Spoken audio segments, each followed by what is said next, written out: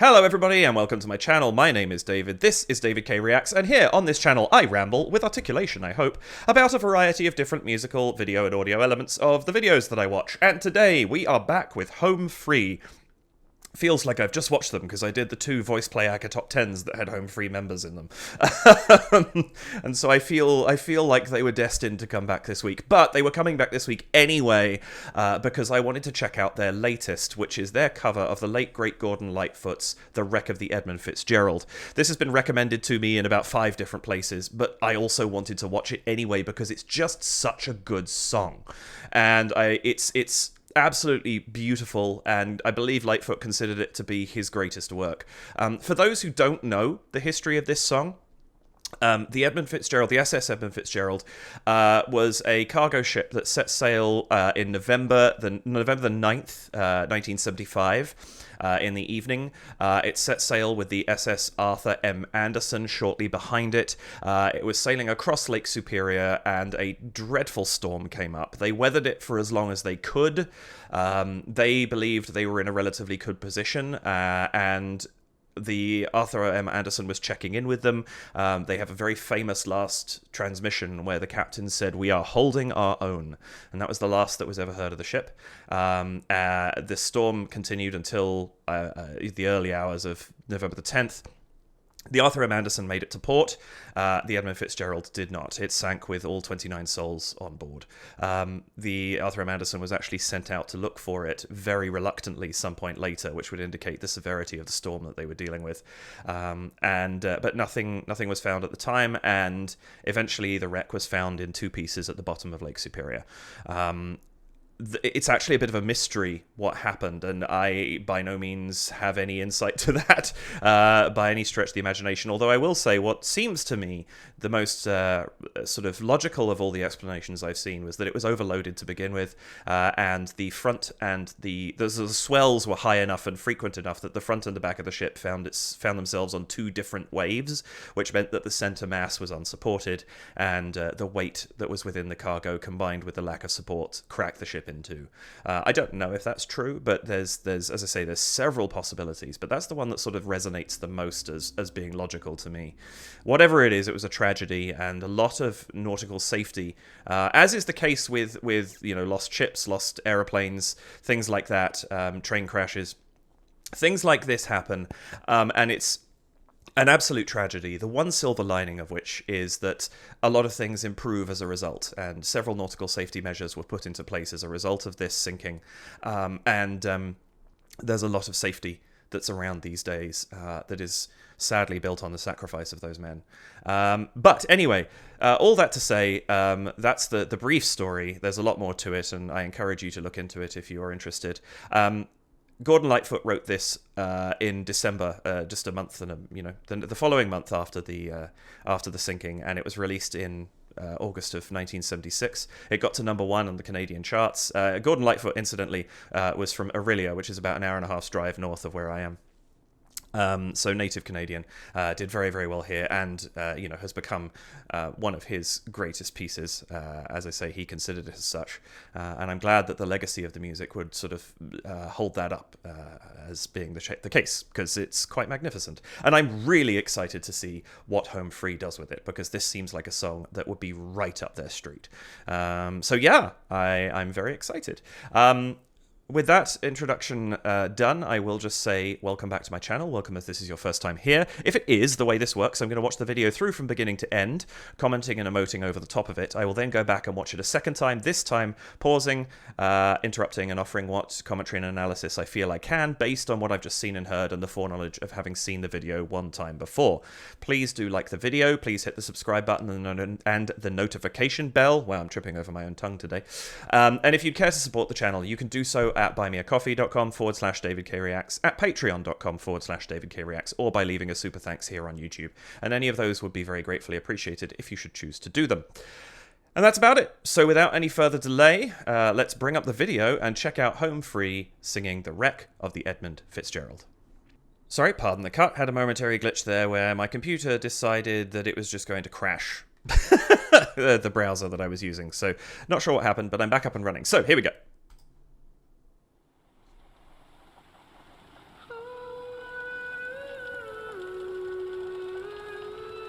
Oh, what a beautiful way to start. Is this Lake Superior?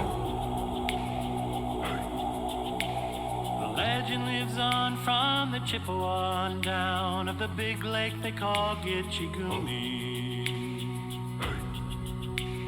The lake, it is said, never gives up her dead when the skies of November turn gloomy. This is beautiful. With a load of iron ore, 26,000 tons more than the Edmund Fitzgerald weighed empty. That good ship and true was a bone to be chewed when the gales of November came early. The ship was the pride of the American side, coming back from some mill in Wisconsin. Wow, that harmony here. As the big freighters go, it was bigger than most, with the crew and good captain well seasoned, concluding some terms with a couple of steel firms when they left fully loaded for Cleveland. Then later that night when the ship's bell rang, could it be the north wind they'd been feeling? Oh, the swell of the sound. That's great. The wind in the wires made a tattletale sound, and a wave broke over the railing. And every man knew, as the captain did too, 'twas the witch of November came stealing. The dawn, it came late, and the breakfast had to wait when the gales of November came slashing. I love the visuals of this. In the face of hurricane west wind.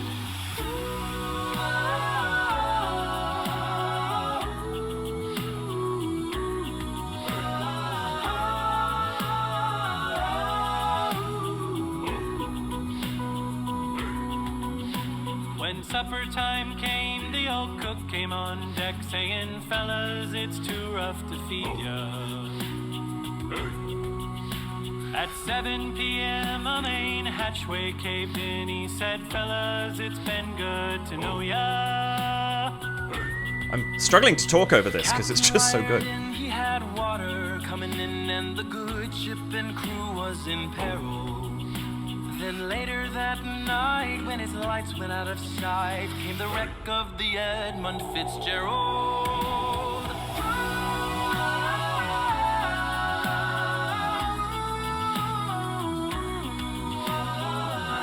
This is just gorgeous. I love what they've done with the build and swell of the sound as they're doing this. Does anyone know where the love of God goes when the waves turn the minutes to hours? The searchers all What a say line. they'd have made Whitefish Bay if they'd put 15 more miles behind her. They might have split up, or they might have capsized. They may have broke deep and took water. And all that remains is the faces and the names of the wives and the sons and the daughters. Ooh.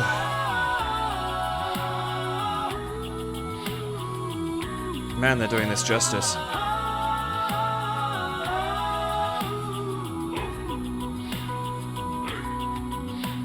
Lake Huron rolls, Superior sings in the rooms of her ice water mansion. Old Michigan steams like a young man's dreams. The islands and bays are for sportsmen. And farther below, Lake Ontario takes in what Lake Erie can send her. And the iron boats go, as the mariners all know, with the gales of November remembered.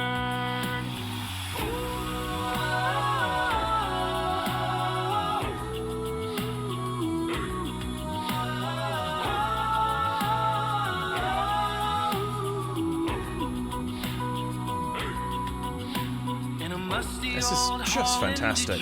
It's chilling the way they're presenting it.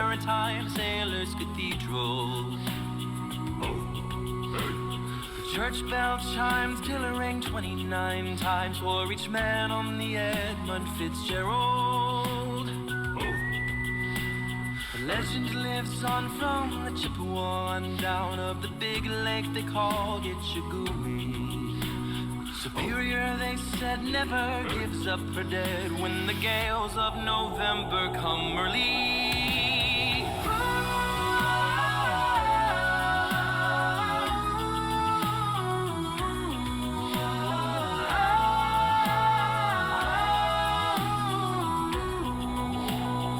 Wow.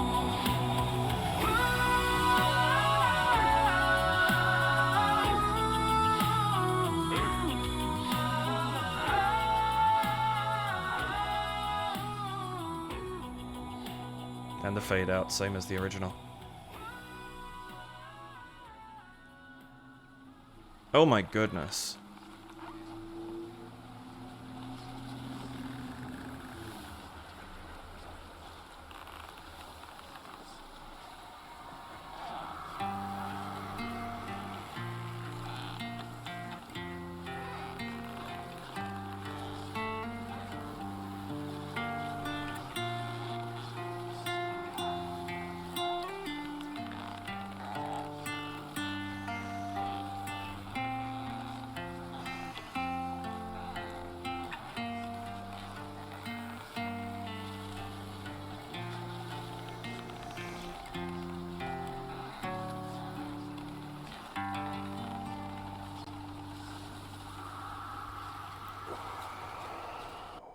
Oh.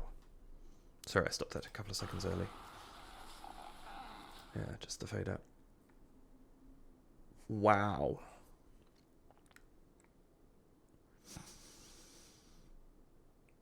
They did such justice to that. Gordon would be proud, I think. And that's also a beautiful memorial to those 29 men. What a lovely way to finish with the crosses. I love that. Goodness me. That is quite extraordinary. I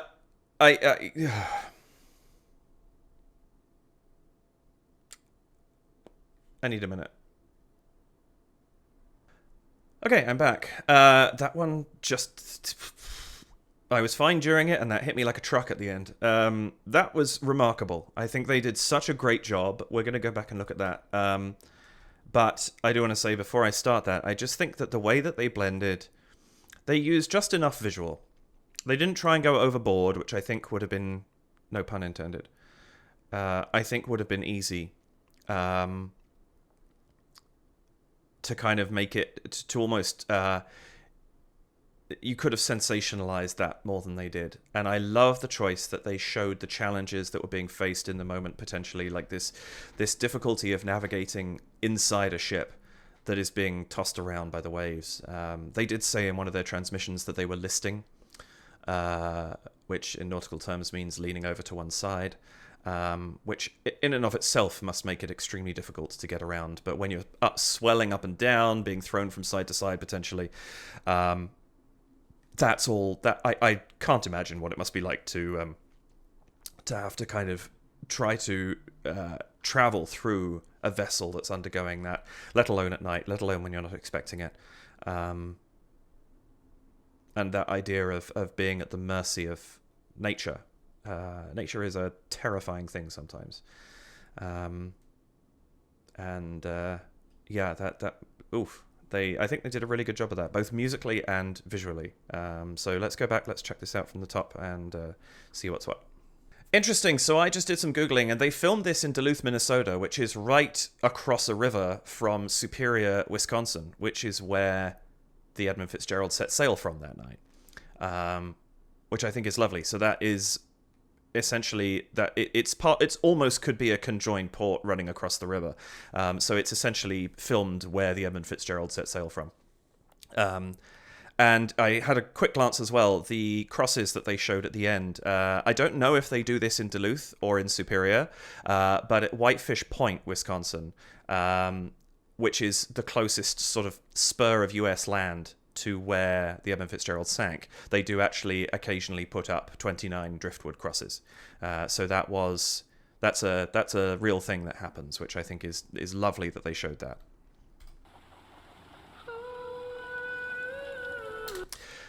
This is such an incredible shot to open on. It's very beautiful, but it's also quite eerie once you actually understand the concept of the song and what it's about. Like the idea of this lone figure with the sea behind, or the lake behind.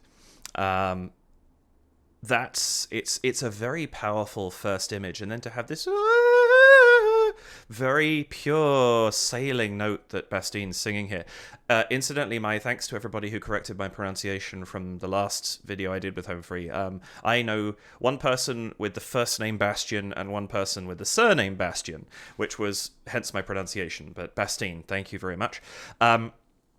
Yeah, it's just this is such a haunting opening, I think, and it really sets the tone for what this song is about.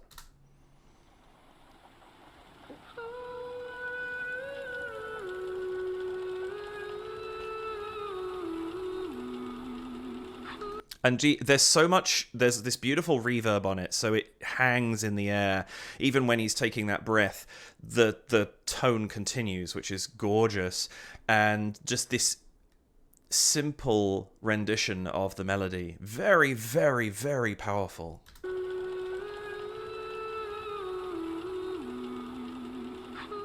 It almost sounds... Sorry, I'm interrupting the same thing, but it almost sounds like you're hearing the echo from the lake, which makes little sense because there's nothing for it to bounce off. But what a extraordinary way like, I just think that the production that has been put into the first 2 seconds of this is incredible, and you can really trap someone's attention in a couple of seconds if it's done right, and this is done perfectly.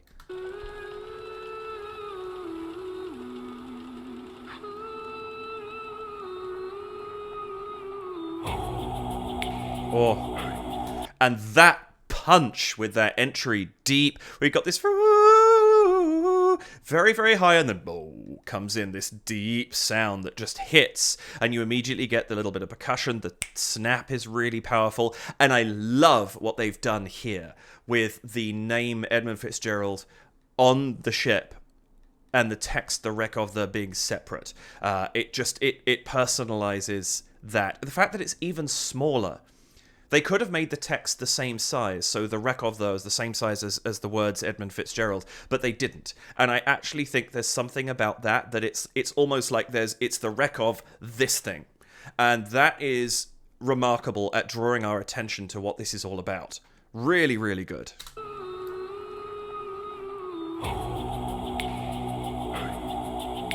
And you know me, I love the fact that it's on that first snap that the text appears.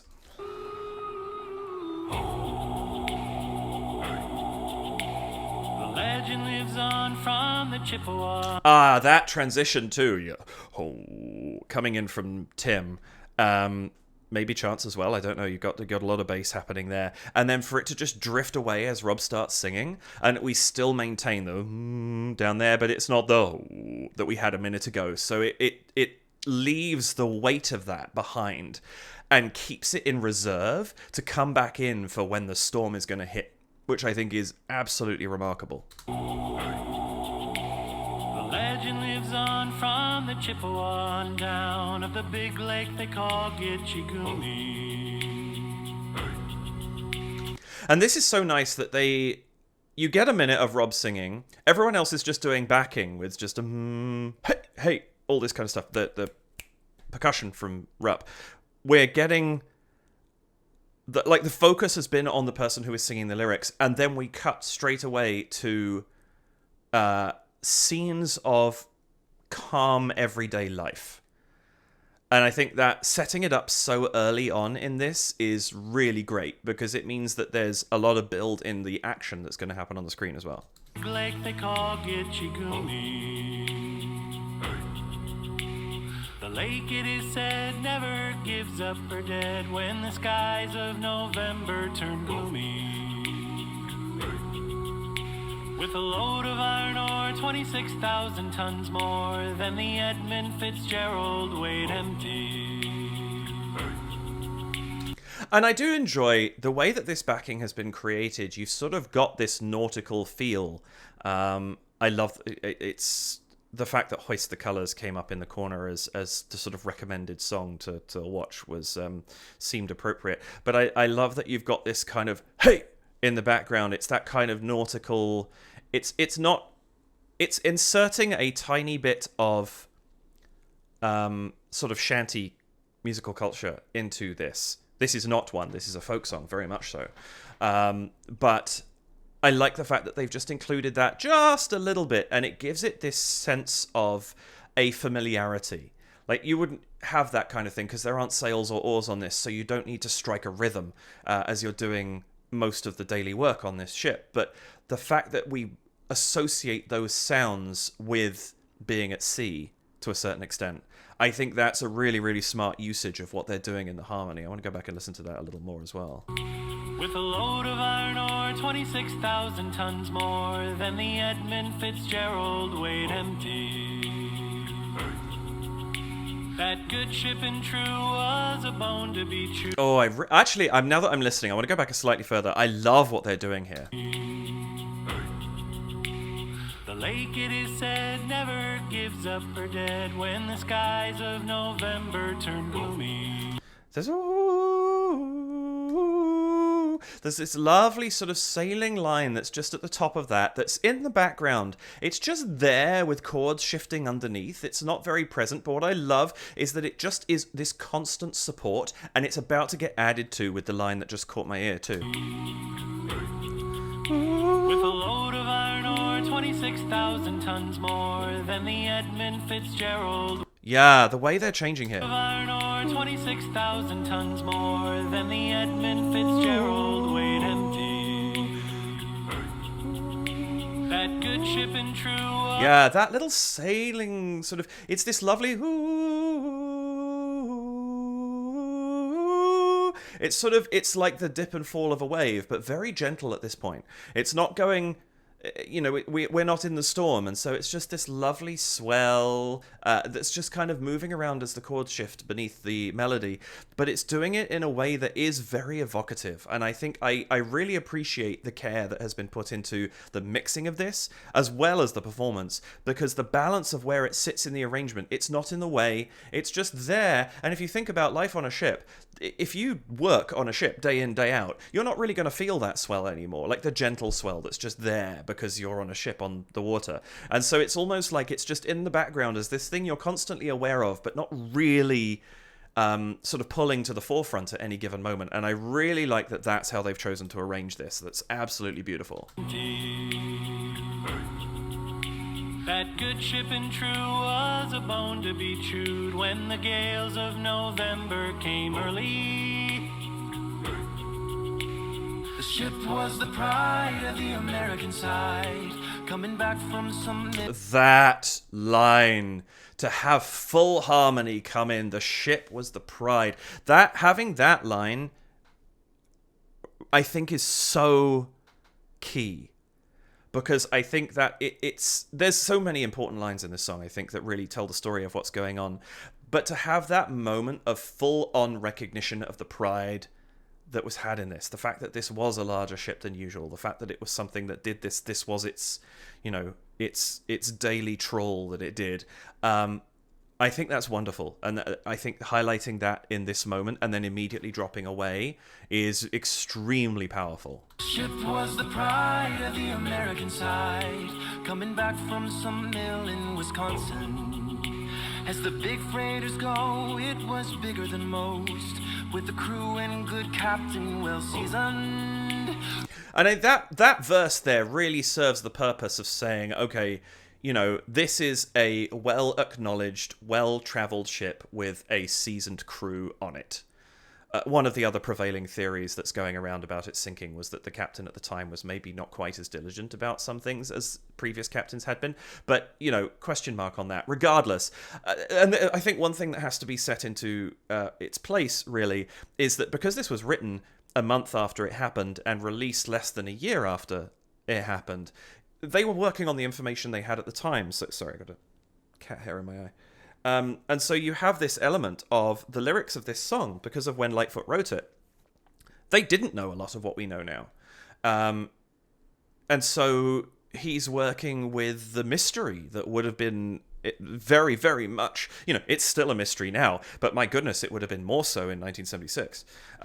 So I think there's an element of that where, a lot of the facts that have come to light since, because we've been able to, go down, scan the wreck, all that kind of stuff, weren't known, and so we have very little information to work from here. And I think my understanding is that the captain was respected.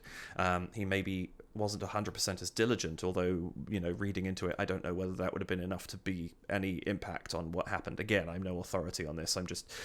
I was curious about this a while ago when I first heard the song, so that's where all of this comes from. Than most, with the crew and good captain well seasoned, concluding some terms with a couple of steel firms when they left fully loaded for Cleveland. Then later that night when the ship's bell rang, could it be the north wind they'd been feeling? Oh, this whole soundscape right here is brilliant. Then later that night. Okay, so everybody's back in again, which means this is probably an important line, right? Later that night, when the ship's bell rang, and you get the bell. That I love. We don't get a lot of sound effects in this. It is mostly their voices, but the fact that we get that ringing of the bell, I think, is again quite haunting. The fact that that's the sound that plays at this point in time.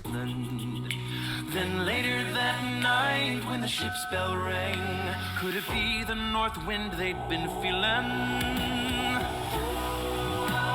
Oh, that build up. Then we get the comes back in again from Tim, and that build up. We haven't had that, and not only that, but things drop out too. Then later that night when the ship's bell rang, could it be?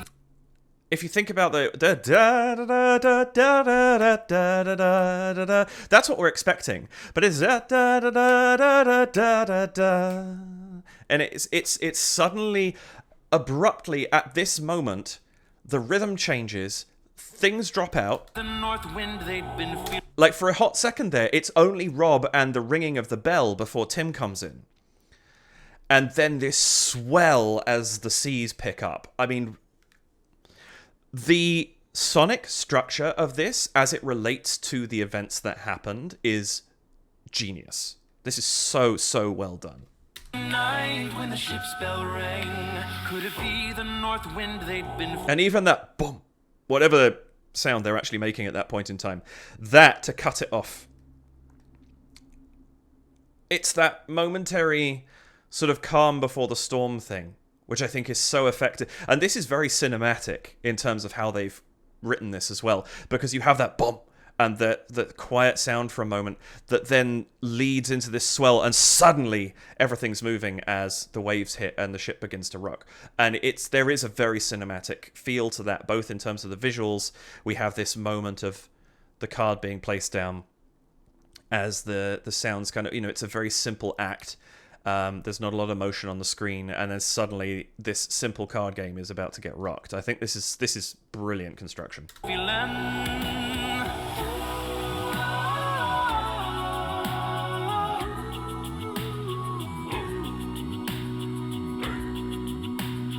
wind in the wires made a tattletale sound, and a wave broke over the railing. I don't know how quickly a ship would veer or list to one side. I imagine it's a relatively slow process, but I would imagine that if it happens very suddenly like this, even if it's more of a kind of in the sense of the amount of time it takes, it probably feels if it's unexpected, like it's that jerky motion that you're getting here. And I'm sure that first strike of a wave would very, very much knock you off your feet if it's very, very unexpected.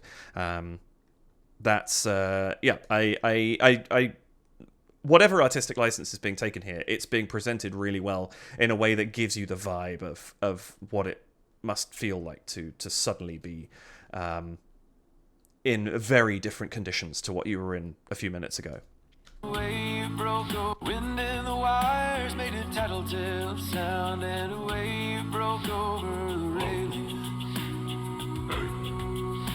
And every man knew, as the captain did too, 'twas the witch of November came stealing.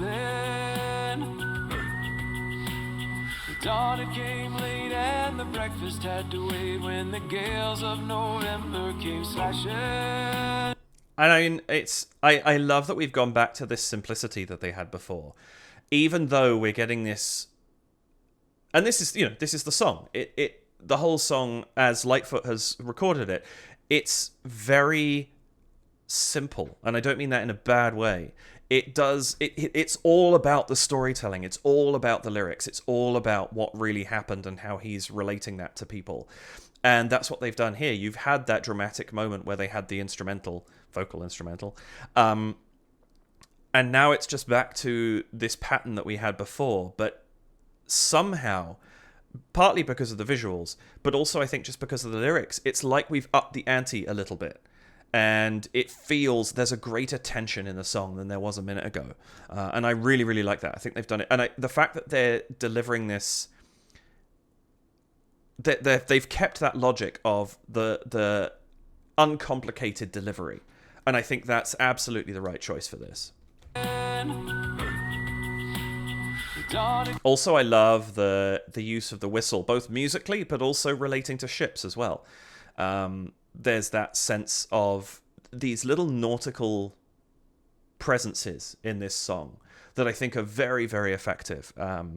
And the fact that they have as strong a whistler as Rob in the group is probably a good thing. It allows them to do stuff like this with this beautiful, pure sound that just rings out. It's a really nice touch. I like that. Came late, and the breakfast had to wait, when the gales of November came slashing. When the afternoon came, it was freezing rain in the face of hurricane west wind.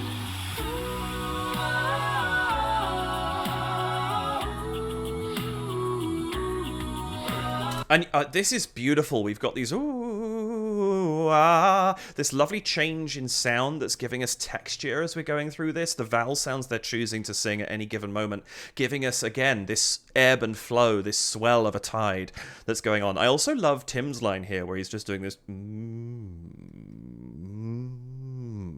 sliding up and down the octave. It's really, really effective because, again, the swell of the sea, you've got this up, down, but it's also giving additional motion to the bass that is helping to kind of carry this thing in a way that if it was a drone, if he was just down here, I've no idea what my subs are doing. I'm recording this fairly rapidly after my last one, and my cold is still present.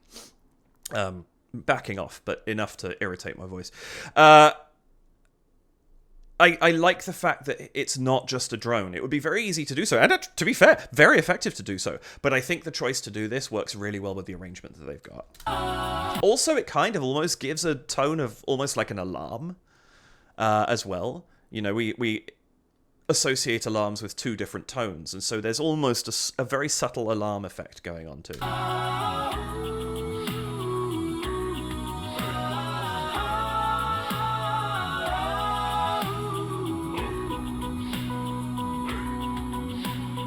Supper time. And even there, that Morse code, effectively. I don't know if that actually is Morse code. I don't know it well enough to recognize if there's a pattern in there. Maybe if I get an opportunity, I'll stick something up here if I can figure it out while I'm editing this or something. But again, nautical sound. We associate Morse code with transmissions, and that certainly happened to and from sea. And so, whilst that's not specifically nautical because it was used all over the place, there is a corollary there that I think bears noticing, which I love what they're slipping into this. It's so good. When supper time came, the old cook came on deck saying, "Fellas, it's too rough to feed ya." That must be difficult too. If you can't be fed because of how rough the sea is, you're already probably stressed, exerting more energy just to deal with what's going on, tired, probably not feeling 100% if it's as rough as it was, and then you don't get food to give you...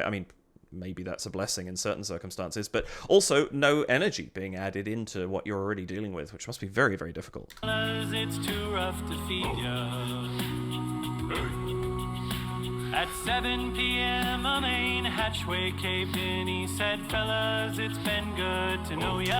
I'm a little bit of...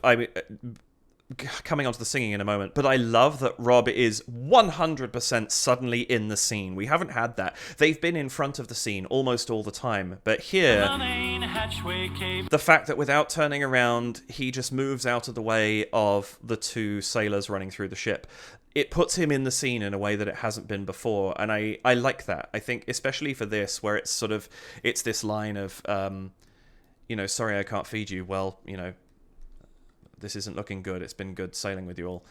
It's a nice line to suddenly embed the separate music and the scene into each other. I think that's really great. And he said, fellas, it's been good to know ya.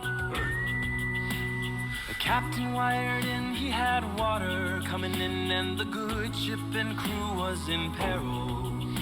Then later that night, when his lights went out of sight, came the wreck of the Edmund Fitzgerald. I mean, what a powerful... Sorry, I apologize. I keep rocking... I keep forgetting that my monitor is now on the table I'm leaning on. I've put this up in other videos where I've put it as a little text thing, but remembered to actually mention it this time. In my previous setup, it was actually a 2-layer table, so I could use the keyboard and what have you and rest my hands on the table and not rock it. I apologize if I keep rocking it. It's just I keep forgetting essentially that if I lean on the table I will move the camera. Anyway, but yes, how effective is this? That choice as... Then later that night, when his lights went out of sight, came the wreck. Like that moment, later that night, as his lights went out of sight, came the wreck. And on wreck, we have that brief flicker of lights out. And this lighting right here is so powerful. Like, this change from... Then later that night, when his lights went out of... So here we are. Everything fully lit. We can see all the detail. There's color in the scene. This is what you would expect. Yeah, sure, we've got the ship rocking around in the back, but nothing seems too wrong. And now here, those lights are still on. So I'd be really interested to know what they did with constructing this particular piece of lighting.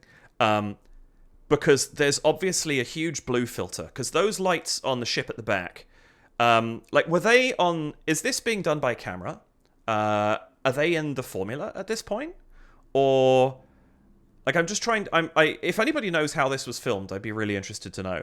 Because it's possible that they're on site and this is being done with all the front lights being turned off, keeping on a couple of blue key lights and filtering the footage. Or this is being done on the formula and they've turned the lights way down on Bastien, but filtered the footage that's behind him. And I am not 100% sure exactly how this is being filmed. I don't have the know-how to look at this and gauge that, unfortunately. Whatever it is, the contrast between that previous shot where it's warm...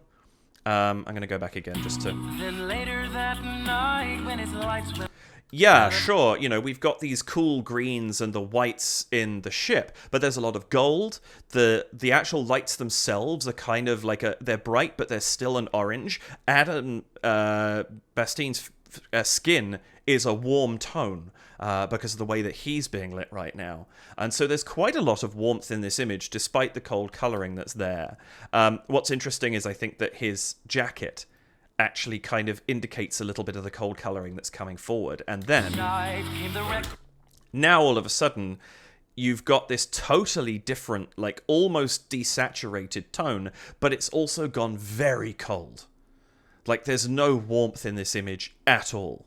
And obviously they're going for that sense that, now the ship's underwater. Or it's lost, one or the other. I don't know exactly which one, but either one could be valid. Both. But it's such a powerful color change, and it only lasts for 2 seconds. But this shot right here, this is stunning, really beautiful. And I love that this is, like, the moment that they sing the wreck of the Edmund Fitzgerald. This is it. Like, this is the moment that the ship has sunk. And this is what we get. This is absolutely peak. Like, beautiful, beautiful lighting and production design right now. Of the Edmund Fitzgerald.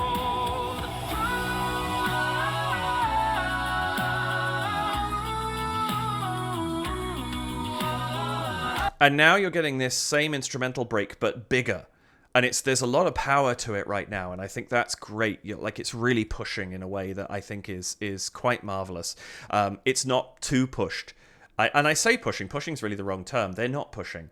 They're just more, they're projecting more, they're bringing the tension up in the way that they're presenting the vocals. And I think it's just, like, you know, here we are at the moment of fate for this ship.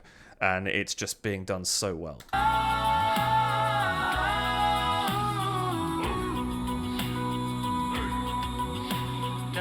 And there's that Morse code again. Anyone know where the love of God goes when the waves turn the minutes to hours?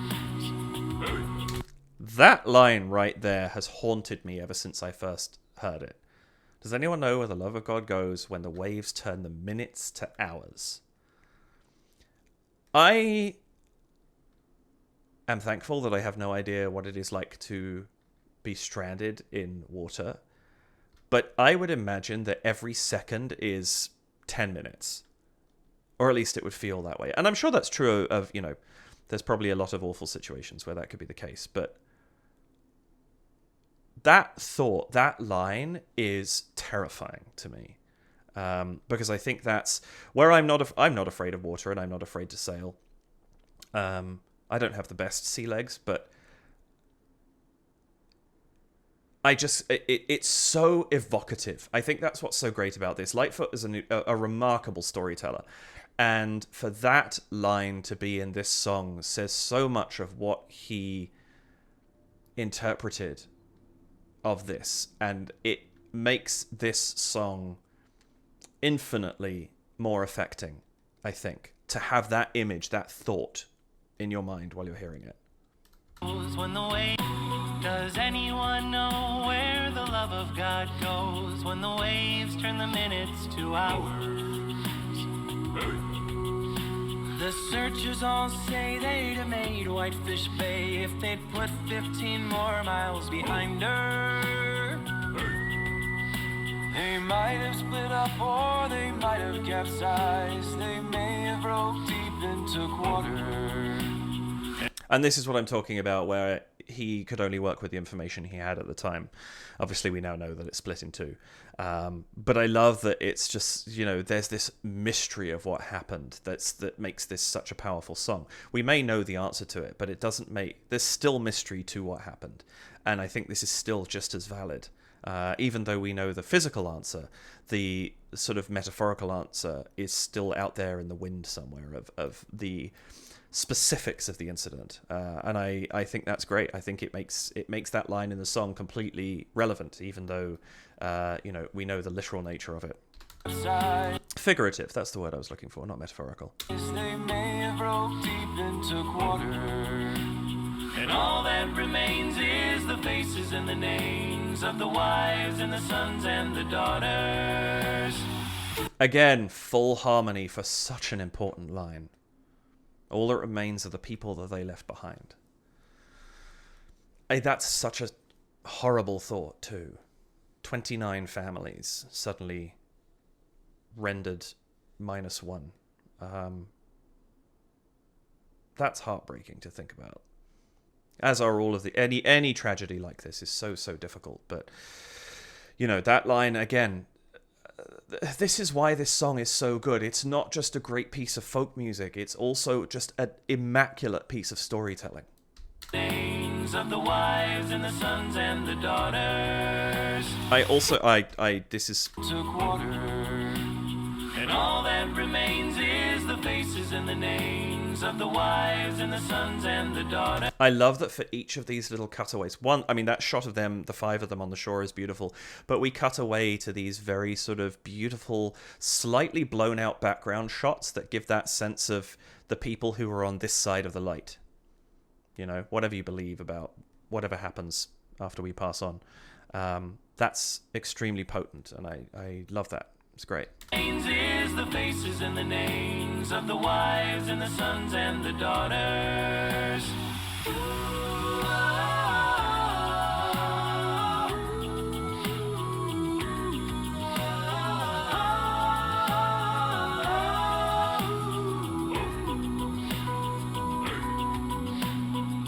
Again, this instrumental is just so evocative, I think. Even though there's no lyric being sung, it feels like it's a continuation of what we're listening to. It's a part of, you know, it's almost like the wailing of the sailors or the families or whatever it happens to, you know, whatever you choose to see it as.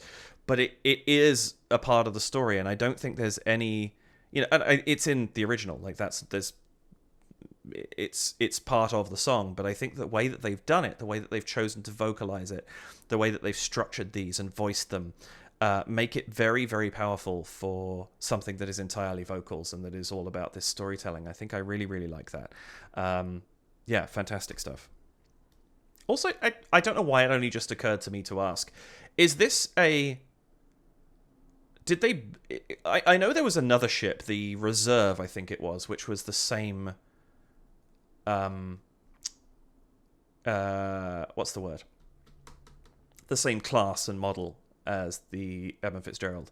Is that what this is? Have they repainted it and turned it into a monument? I actually don't know the answer to this. Maybe I will do by the time I edit this, but I'm just looking at this going, what are they actually performing on? Like the actors and those moments where they're actually in the ship. Is it a similar thing, or have they built a monument? Or yeah, I'm not sure I know the answer to that, but hopefully I'll find out.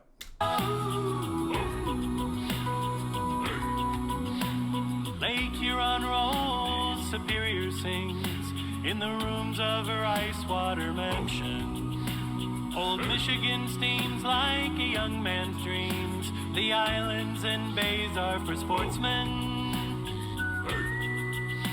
And farther below, Lake Ontario takes in what Lake Erie can send her.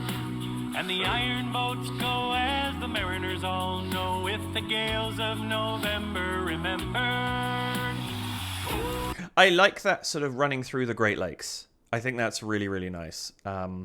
It's a lyric that I've always enjoyed in this, because it kind of places this thing in the, you know, here are these giant bodies of water that could be small seas in any other situation, but they're not. They're the Great Lakes.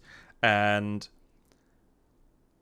it kind of ties them all in. They all bear this potential risk that, you know, hopefully will never lead to another tragedy like this. But it's I think it's a powerful moment to go. There's several of these places, and they are, you know, nature can be powerful and dangerous, and it sort of wraps it in my personal interpretation. With the gales of November remembered.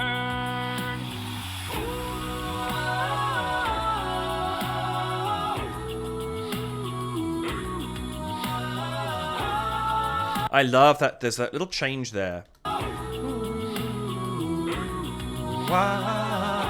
That ooh, wah. And then we go back into that little early shift of the harmony to the ah is really effective.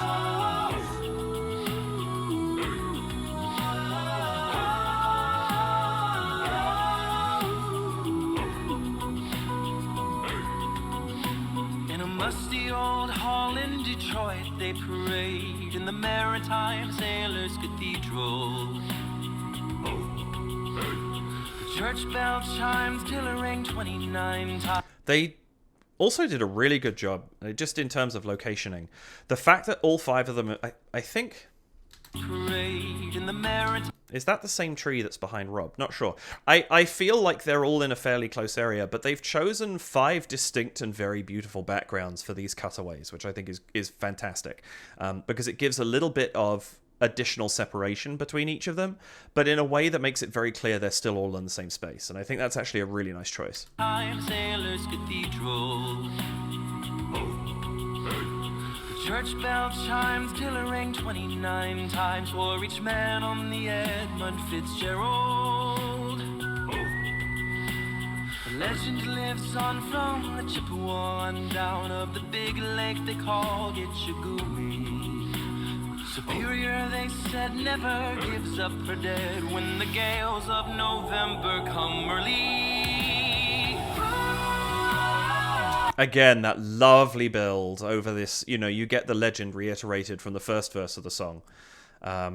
Superior, they said, never gives up her dead when the winds of November come early. I mean, it rolls off the tongue so beautifully as well. I think that's another thing, is it's just the love that went into crafting this song in the first place is so evident, and I think what makes this so good for me is the love that Home Free has put into crafting their own version of it. Because they're doing so much justice to the original. They're not steering too far away from it, but it is also so uniquely their own. And I think that is a remarkable feat, and I'm really, really impressed by what they've done, because I think this is absolutely spectacular. And again, you get that beautiful build here. Superior, they said, never gives up her dead when the gales of November come early. And again, this beautiful timing. You got this longer build, I think, this time from Tim, and then the this sort of fill in from Rupp, just leading back into this instrumental section one more time. So good. The gales of November come early.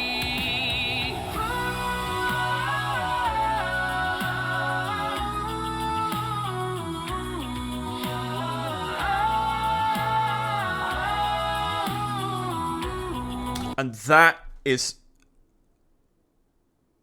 so effective. Like the flickering out, they don't just fade. They don't go for some over the top, and obviously it would also cost a fortune to do it. But having some sinking scene, they don't do something like that. But they also don't just cut away and we never see them again. It's a flicker cut. That is so effective as a means of closing the book on the visuals of this and they went under. That's brilliant. I really like that choice of the flicker of sort of, this is it. This is the moment where everything breaks apart and we're done. It's not too blunt, but it's sharp enough that it's a little shocking, but it's also gentle enough that it's not over the top in any way. And I really, really like that decision. I think that's so powerful.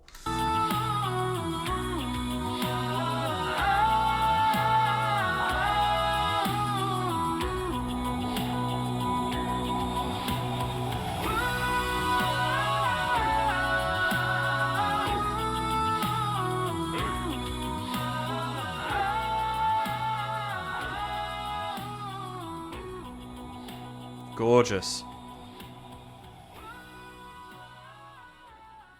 Beautiful. Absolutely beautiful. I love the little ooh, ah. There's just a little bit of a slight embellishment that Bastien's putting on as he sings that's just so effective. It's not quite straight down. It's just a little bit of something, and it's really, really powerful. I love that. Really, really cool, because it's giving a little bit of vocal play to that line and giving a little bit of interest and just, slightly turning the notch up, but without being too overboard. And I think it's absolutely lovely because it keeps it in that folk tradition of singing style. But again, it's still, they're making this so their own in a way that is so honorable. And I really like that.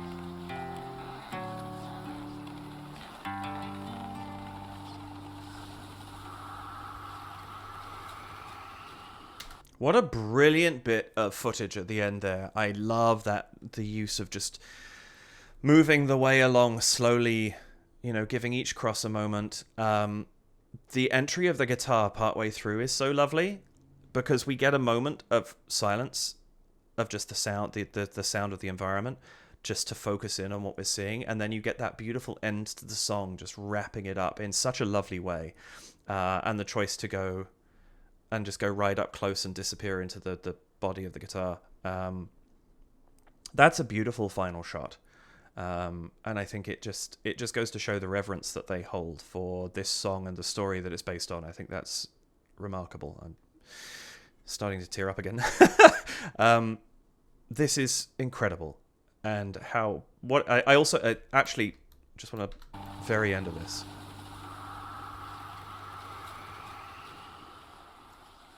You get that lovely sound of the fade, but then that, I'm not even sure 100% what that is, whether that's a sound that's Rupp or somebody else or exactly what, but there's something very haunting about finishing on that tone of just, there's that simple final chord and then this soundscape that just takes us out of the song. Absolutely beautiful. I adore this so much. And I can certainly see why so many people said I had to listen to it immediately. Quite remarkable. Quite remarkable. I hope that you enjoyed this video. And of course, I forgot to say it beforehand because I always do. Please check down below for links to the original Enter Home Freeze channel. Check them out, support the artist. This is their work. I'm just messing around with it and trying to put a little bit of my perspective onto it, be it personal thoughts or what technical know-how I have. But this was remarkable, and I hope you got something out of it, whether that's this is your first time hearing it, hopefully after hearing it for the first time, the actual thing, or whether you've heard this a dozen times since it came out, and hopefully I gave you something that made you go, oh, I really like that, I didn't realize that was happening, or this is why I like that bit so much. Those are the kind of effects I want to have, and if I've achieved that, then I'm a very happy man indeed, especially for a song as wonderful as this. And if you haven't heard Gordon Lightfoot's version of this, I might link to that as well. Go and check it out, because it's absolutely spectacular. It's really, really beautiful. But thank you for joining me. I really appreciate the time that you spend with me, especially if you're still here at the end of the video. Please do like the video, hit the subscribe button and the notification bell. And if you would care to support the channel, you can do so by heading to buymeacoffee.com/DavidKReacts and leaving a one-off donation of any amount or contributing to my ongoing wishlist item of my Premiere Pro subscription. You can head to patreon.com/DavidKReacts, where you can join for $2 or $4 Canadian or your regional equivalent. And that's just ongoing support for the channel right now and access to my Discord. But I am starting to put plans into place for something towards the end of the year, early next year, to expand that a little bit. Or you can leave a super thanks here on YouTube, any of which would be very gratefully appreciated. No pressure, of course, but I do appreciate it. It does help the channel to keep moving forwards. And yeah, thank you very much. I really I'm grateful to you for watching this. Thank you so much for spending your time with me. Have an absolutely wonderful rest of your day, morning, afternoon, evening, nighttime, whatever time it is that you're watching this. Let's go for 7:45 p.m. See if someone's watching then. But yeah, take care of yourselves. Have a good one, and I will see you in the next video. Bye for now.